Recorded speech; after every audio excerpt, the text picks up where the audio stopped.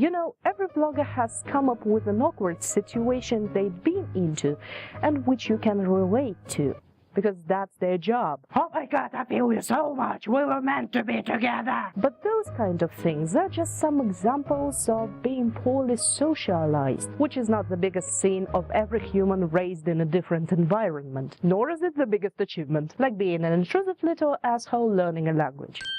Yep, that's me. Live long and prosper, multi-fandom. The name is NZNBRG, and shout out to my all Russian-speaking subscribers. This is probably the only way I can put my degree into use. Come on, give it a kiss.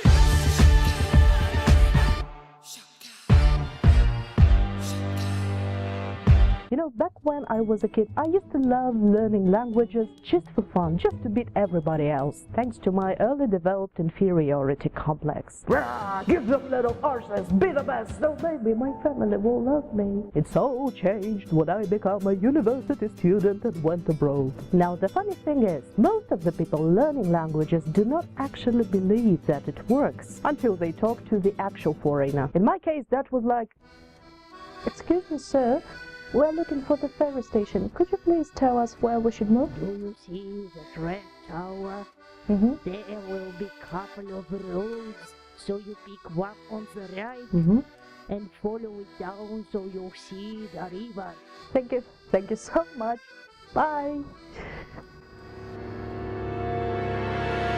Срань, Господи, эти закорючки на латинице реально работают. 17 лет мучений. Нас не обманули, нам действительно преподавали язык, на котором хоть кто-нибудь говорит. По меньшей мере, вот этот чувак. And the very moment you realize that you've got a linguistic superpower, you start fighting the same problems as the superheroes. Number one, you always want to reveal your power to everyone. Guess what? I can fluently speak 2 languages. Mm-hmm.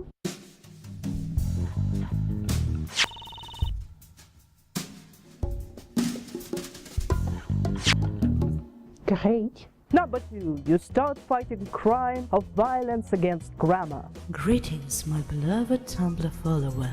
I am delighted to see your username in my domain, and I ask you beforehand to forgive my utter foolishness as a non-native speaker.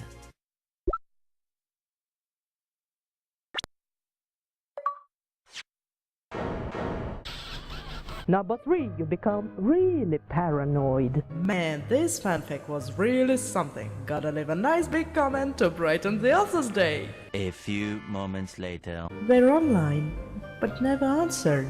12 o'clock midnight. They responded to anyone but me. Is it something wrong with my internet? 1 eternity later. The problem is me. I must have offended them.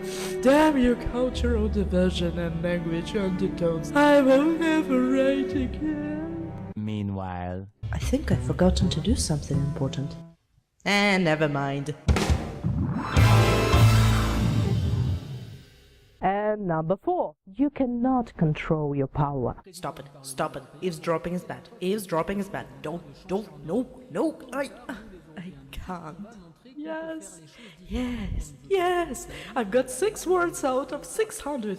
Yeah, je parle français. Oui, ça va bien. Baguette de fromage, je m'appelle le chien. Well, in my defense, speaking another language when you both know the default one, in my country, is considered to be a profanity and a gross courtesy violation. So it never hurts me to have a little fun.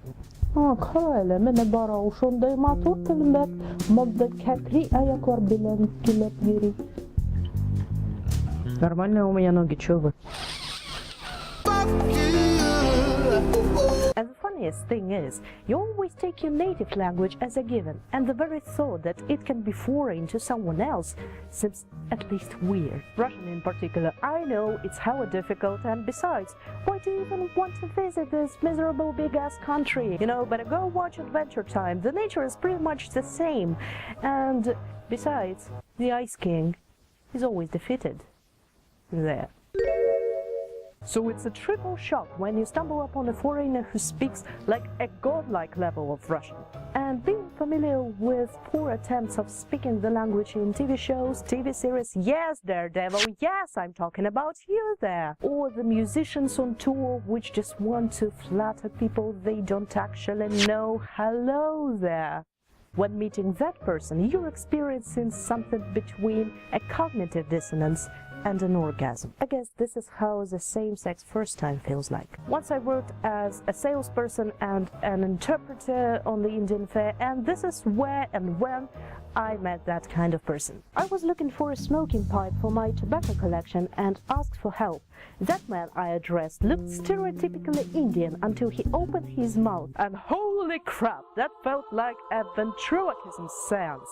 He was so damn good at it, like he was actually possessed with a smooth-talking Russian native speaker, and that felt supernatural, and that was too good, and I nearly pissed my pants, unable to handle the perfectness. And I was so dumbfounded while the conversation was going on that when he asked, where can a gentleman get himself some weed and hookers in the city, I haven't answered, even though I knew somehow. And this was my ultimate chance to establish a cross-cultural communication, and I failed miserably. So yeah, languages are evil that can be tamed actually, in case you don't mind your brains getting chewed. And in case you've been impressed with my long gray sleep-deprived face, and you're okay of seeing more of it talking any language, hit the hell out of the subscribe button. I'd also like you to share your dirty little multilingual secrets down below in the comments, just so I knew that there is still some innocence for me to lose. So, see you next time, and good luck. I hope you die in the fire.